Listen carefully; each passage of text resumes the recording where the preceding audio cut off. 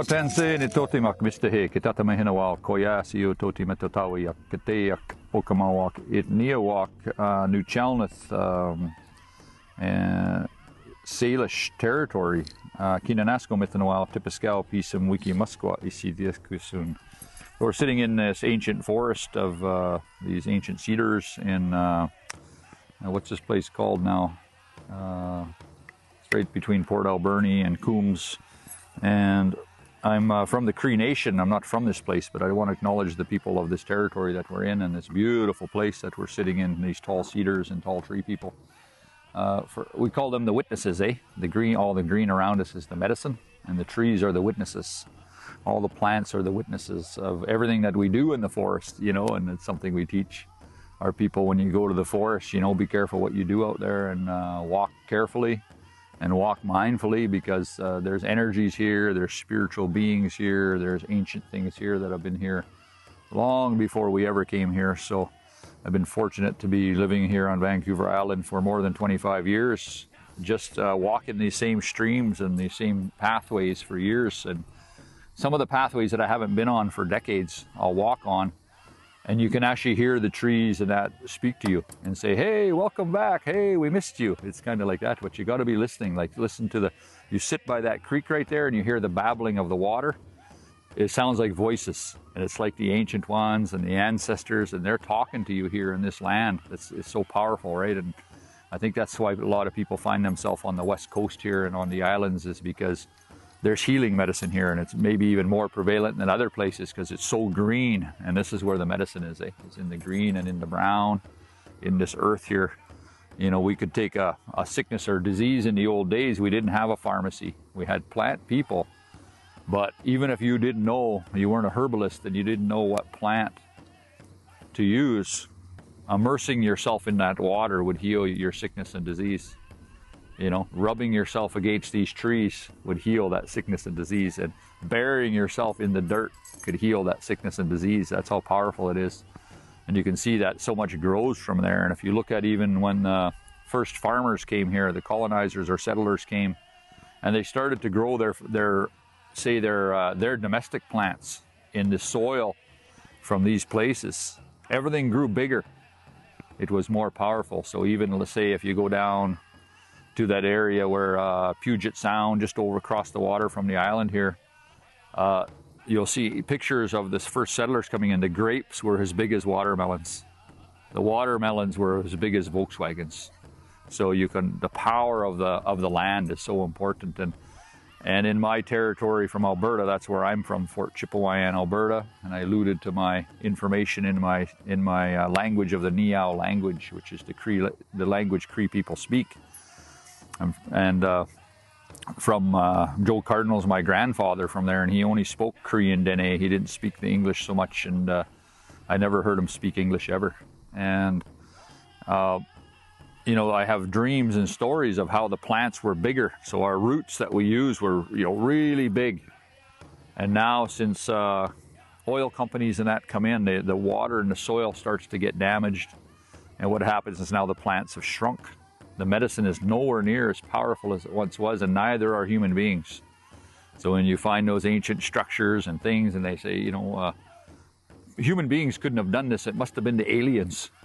You know, maybe there was aliens, maybe they were giants. We have stories, but the human beings were more powerful when they were lived close to the land and as rooted in this dirt that we have here. We were way healthier.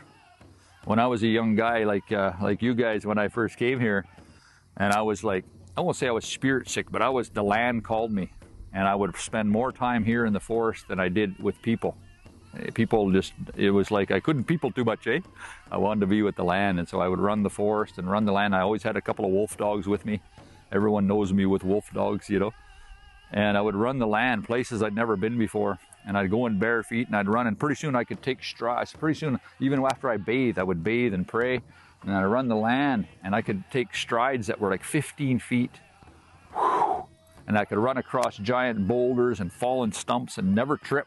It's like you feel powerful when you're in harmony with that. And I felt like I was like the big man was following me. The big man around here, they go. they call the Sasquatch or Pukwis. In our territory, we call him Big Brother. And so I felt that presence all the time, and I almost felt like I was that guy.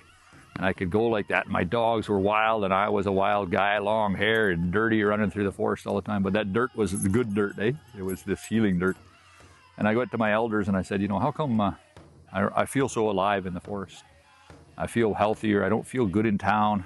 And I told them about how, like I felt like I had superpowers. I could run so fast. My dogs couldn't keep up to me, my wolf dogs. And I thought, man, this is awesome. And they said, well, you're in harmony with nature then. I said, our ancestors used to be that way. They were in harmony with nature. When you're in harmony with the universe, you can do no wrong. There's nothing you can't accomplish physically as well. You could do that. So our people were very strong. And, when we talk about these ancient places, you can imagine, how strong the people once were and how healthy they once were. That's kind of what we want to get back to, that kind of thing. But I want to make an acknowledgement to this land, these spiritual places and these ancestors, yours and mine, and just do a song to guide whatever's going to happen, because I'll tell a story or something, and I want to make sure I'm paying great respect to this place because I'm not from here. So I always sing a song when I come to build a sweat lodge or get invited into someone else's territory. I sing a song for their ancestors in mind to say, hey, I'm here in a good way. I've just come to help and to be helped by this place and the people that are here. And because I get invited in, I'm not infiltrating. I want you to know I'm here in a good way.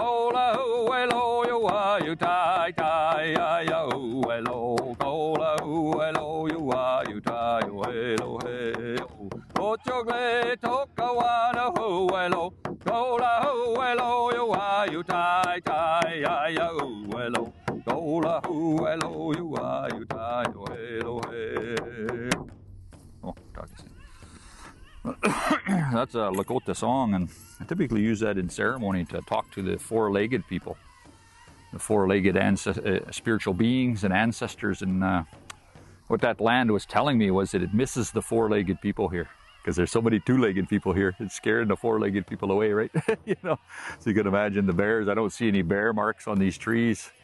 It's all human marks I see out here.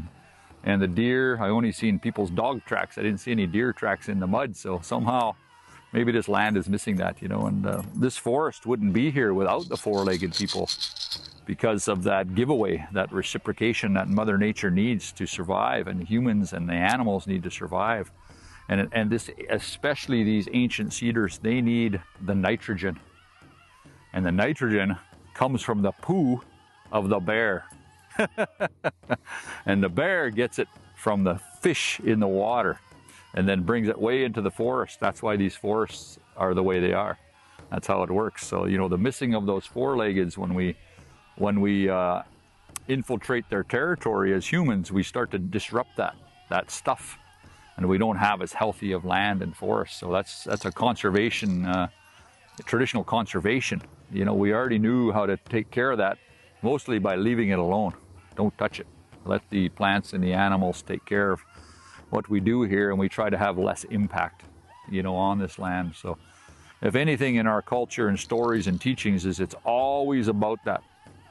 It's always about earth preservation, and it's always about ancient practices that help us to stay strong and stay healthy. You know, that's so important, eh? I'm going to put a little tobacco down here just to thank this land for letting us be here.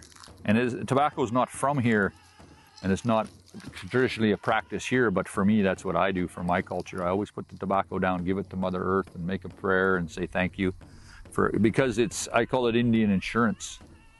Then everything was going to go good because we did it that way. Otherwise, we're just trekking around and taking our chances, you know. We don't want people tripping and falling or having a hard time, things like that, or becoming sick or lost especially. And being lost in the forest is such a tricky thing for our people, like, because for our people there's spiritual beings that are trying to make the human beings get lost, to take your life. And it happens to hunters and people like that all the time. And so I have a lot of stories around the hunt, the traditional hunt. And when we see the spirit of the deer that we just shot, but we think it's another deer, only the greedy hunter will follow the spirit of that deer. So that spirit of greed is going to take you out, and you're going to follow the spirit of a deer, and it won't even be a real deer. It's the spirit of the deer with which you just shot or killed, and you got greedy and wanted to. And you'll go follow it, and then you'll become lost, and it's taking your life, because that deer is going to the spirit world. And that means that doorway is open. And now your spirit might follow it, and you'll perish out there. So these are teachings, you know, that we followed as traditional people. They're really important. I'm going to make a little prayer, put this tobacco down. Have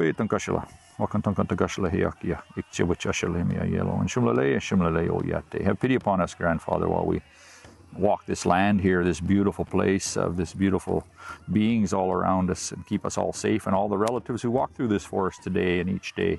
Keep us all well and allow us to see the beauty in all things, and cherish that beauty, and take good care of this land so it's always here for the next generations long after we are gone. And thank you for the safe journeys to and from this place. May all things go well. And that's my little precursor into the teaching of tobacco. Tobacco is not from here.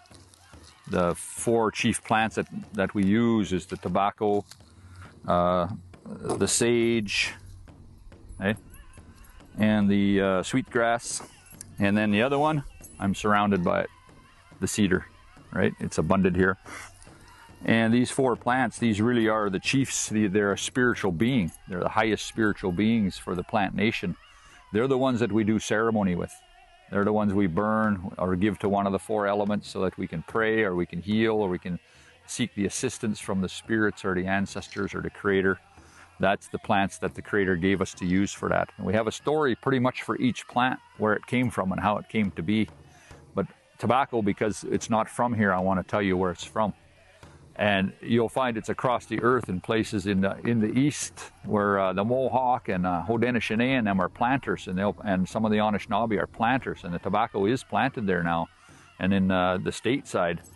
But it wasn't on the earth at one time. Tobacco didn't come from here. It's not even an earth plant. And I'll tell you where it came from, because it alludes to the story of how your people and my people got split up a long time ago. So Kayas, a long time ago, there was this village in the eastern woodlands. And in this village, there was this woman that lived there, and her name was Morning Star Woman. And she was alone for the most part, other than with her community and village and her family. And, she was hardworking and, contributed to the community, as all of our women did. But one day something happened. People started to notice, that her stomach was getting a little bigger, and she started to have that morning sickness and things like that. And then she got bigger. She was pregnant, and she gave birth to twin boys. Well, you can imagine what's happening in the village. Remember, she was alone, This is our very first single mom in our communities. And single moms are most important to us. And Morning Star Woman was the very first one. So she was this single mom, but it wasn't necessarily, that wasn't how things went. There was usually a partner, or there was a man involved, but they didn't know who it was. And she never ever alluded to who the father of her children were. They just, whispers, like human beings are funny, talk about each other, a little gossiping, give them, something to do, something to think about. People are funny like that. They need to talk about things, and they would talk about her, and she would hear some of that, like, who's her man? Where's this guy? And who is he? How come he's not here helping with these kids, you know, providing? And the rest of the village would have to kind of pick that up and help her a little bit. But it still is the main responsibility of the mother to take care of the children. It always is. That responsibility always falls on mom.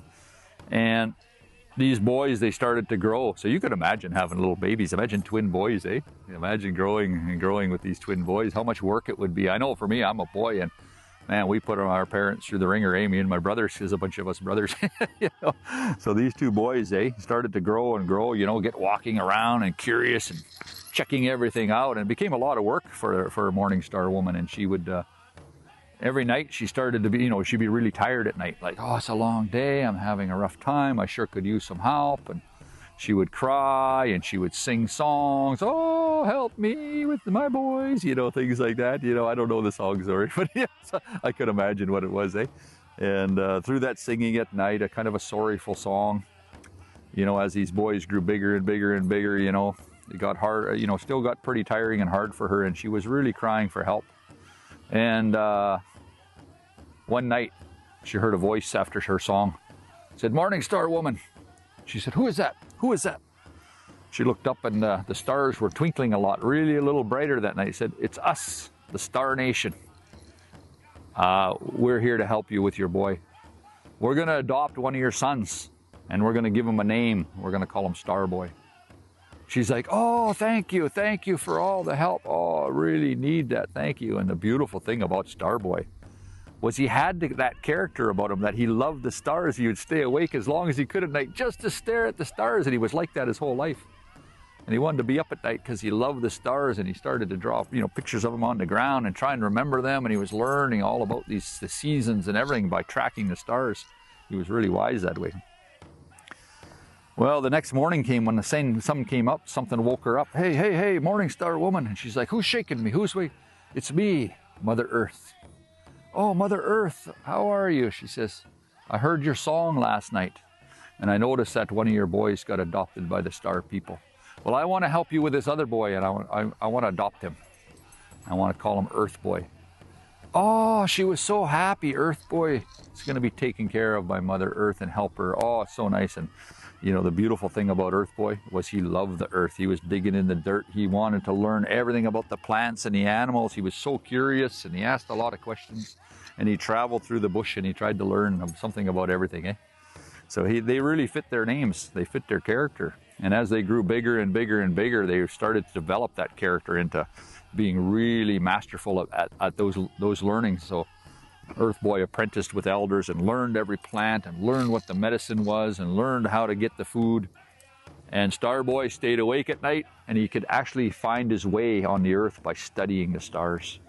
And then he could find his way back again. And he would do some long wanders and come back, and people started not worry about him because he was so proficient, and he always found his way home. Well, one night he was laying there, Star Boy, and he seen a star in the sky that he had never seen before. He looked up, and it was moving really quickly. This is before the satellite times, eh? So don't be mistaking that shooting star for a satellite. A lot of you say, "Oh, that's just a satellite," right? So this thing was way really big and bright, and it started moving across the sky. He had never seen it before in his life, so he got really curious, and he said, "I'm going to follow that star." And he followed it. It started to take him west from where he lived, and it kept going and going and going. And then daytime came, and he had to rest because he couldn't see it anymore as much. And then he'd pick it up the trail again the next day. It left the trail behind it, and he would pick it up, and he would see it again. And every night he tried to follow that thing, and it took him so far away from his community, the woodlands way down east there, that he was in lands he had never seen before, way further than he'd ever wandered before. And he ended up on the prairies where the tall grass is, and he's seen buffalo for the first time, and he's seen antelopes and relatives that he had never seen before. He was just fascinated by all these new things. And he kept following it because he was so curious of that star. And he bumped right into that thing that we might call the Rocky Mountains now, eh? He ran into this great big wall of mountains, and he had to climb it. And he climbed and he climbed and he climbed, and he finally got to the top of this mountain. And that star was waiting for him there. It was shining bright, just sitting there, you know. And he's like, wow. He's like, wow, this is beautiful. And the star started to talk to him. He said, "Star Boy, I'm your father."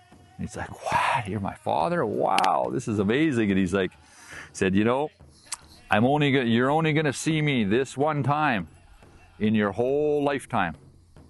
You're going to see me for this one time in your whole lifetime. So I need to tell you all the things that a father would tell a son. So he started to talk to him, telling him all the things he thought he should know growing up to be a man. Told him all these things, and he said, no, I want you to tell your brother when you get back all these things that I've told you, because I'm not going to see him. But I've been watching Earth Boy, and I'm very proud of him. He's growing well, and he's helping the community with food and plants. I'm very impressed. He said, tell him all the things I shared with you, and I want you, and I have a gift for you. And he reached out his hand, and his dad opened up, and he put some plants in his hand, and it was these big leafy things, and he ground it up in his hands, and he goes, this is tobacco. He said, I want you to use this way. I'm going to teach you a ceremony. And the ceremonies I want you to use with this tobacco, I want you to use it for peace and for prayer and for healing and helping one another. But importantly, it's for adoption. I'm going to, even though I'm already your father, I'm going to do the adoption ceremony. In Lakota, we call it hunkapapa, just to make our relatives, to make our nation bigger. And so what he did is he taught him the song, and he taught him the ceremony, and he adopted him. This is also where our star blankets came from. When we put star blankets on people in our adoptions, in our marriages, in our birth, and our death, it's all part of that. Everything traces all the way back to the star people. And so he adopted him, blanketed him with his star robe, and he said, now I want you to go back home, and I have this other gift I want you to give to my other son. And he opened his hand, he handed him the seeds for tobacco. He said, give him this and teach him this ceremony that I just taught you. So he went on his way, and he wandered all the way back home. It took him a long time, right? You know, he was gone for maybe weeks or months or years. Some of our walkabouts were lifetimes, sometimes many years. And he came back, and when he got back to his village, he finally found it. There was Earth Boy. He seen him coming, and he ran out to meet him. He says, Star Boy, where have you been? You've been gone a long time. He goes, oh, Earth Boy, I have so much to tell you. I met our father, and he's from the star people. And he says, oh, wow. That's amazing. He says, yeah, I have a lot to tell you, because we're not going to see him again in this lifetime. So I want to share with you everything that he shared with me. So he shared with him everything about what a father would tell a son and how to grow to be a good man and take care of his people. And then he said, I have something else that I have to show you. He said, look at this plant here. This is tobacco. He said, I'm going to use it. We use it for ceremony and peace. Whenever we share that, it's for healing and for peace amongst people and amongst relatives on the earth. And there's ceremonies that come with it. And in particular, there's a one called the making of relative ceremony or adoption ceremony. He said, so I want to adopt you. He goes, you want to adopt me? He goes, we're already brothers. He said, yes, but if we do the adoption with this tobacco, that means we should always be at peace. We can't fight with each other anymore. He's like, oh, okay, yeah, we're becoming adults. Probably stop fighting with each other now. You know, so we could always have to get along if we have adoptions, eh? He said, you know, I want to give you this gift from our father too before that adoption. He handed him the seeds for that. He goes, you went a long ways to get one plant. He said, look what I have done. And he grew all these great gardens to feed the people. All the corns and the bean and the squash and all those things. And all the other plants he learned to heal the people. He said, this is what I've been doing while you're gone. He said, he teaching him a bit. You only brought one plant back, like brothers will do. But he said, let's do this adoption ceremony before we fight again. And so they did the ceremony in front of all the people. A whole nation came in front of them and watched the ceremony, and it was beautiful, and he blanketed him, and they started using this thing called the star blanket. And he made that adoption, and he says, well, now, my brother, I'm going to leave you. He said, I may not see you again in this lifetime. I have seen places that are just so wonderful, and the sky is so big, way bigger than here. There's too many trees. I can see all the stars at night in that big open area where the tall grass and the buffalo are. I want to go there and live there. And he says, oh, we're going to miss you. We wish we could, be part of that. But this is my home. I love the plants and the forest and the trees, and this is where I live. He said, all right then. And they parted ways in peace. And then half the people were like, hold it. What's going on here?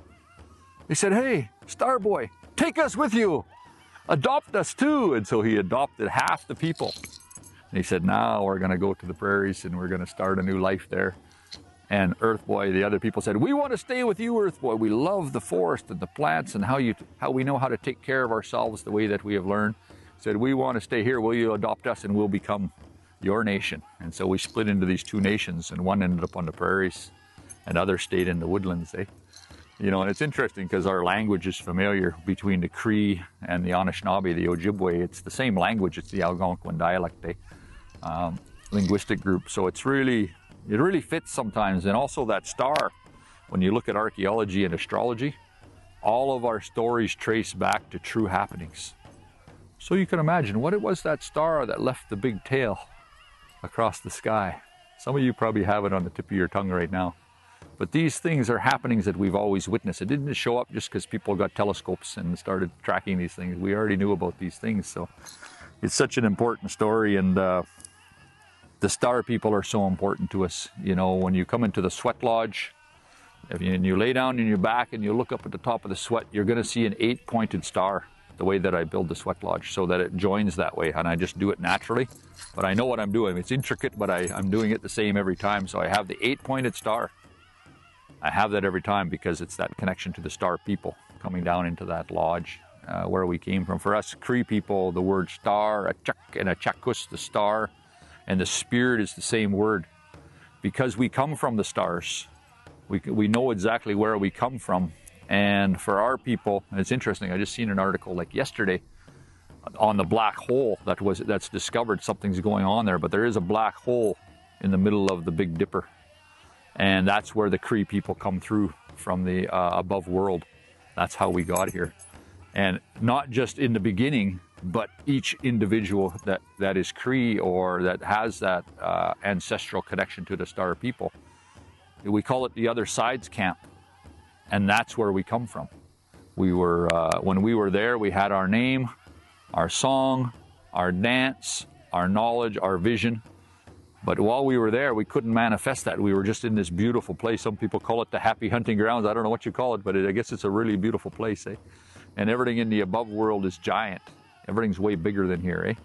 You know, there's 3 worlds that we work with, but that above world is where we came from and our ancestors are. That's where all that help and that medicine comes from, the place of the Creator. And then when we come down here and we take a body, our spirit has to have this body as a vehicle to get across this earth so that we can taste the fruit, feel the cold water and the embrace of other human beings, and have that journey and that life that we came here to walk. And we chose this time and place so that we could have the same trials and tribulations we needed to struggle a little bit. We had to struggle to remember who we were up there so that we can become that here in this body. And then manifest that vision, that dream, and all the gifts. And then when we're done, we're going to go back, you know.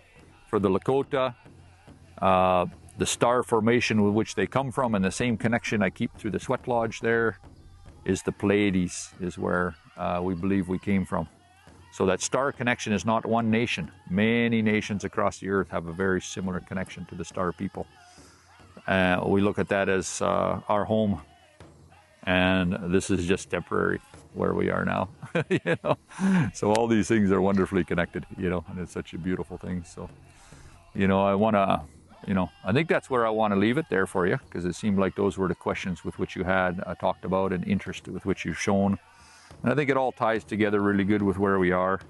And I'm just going to make a thank you song, you know, for you guys and for this opportunity to sit in this beautiful ancient place, undisturbed, and, you know, having this quiet time together. And gratitude to your ancestors and mine, and where all these stories and teachings come from. I'm really grateful. Igose.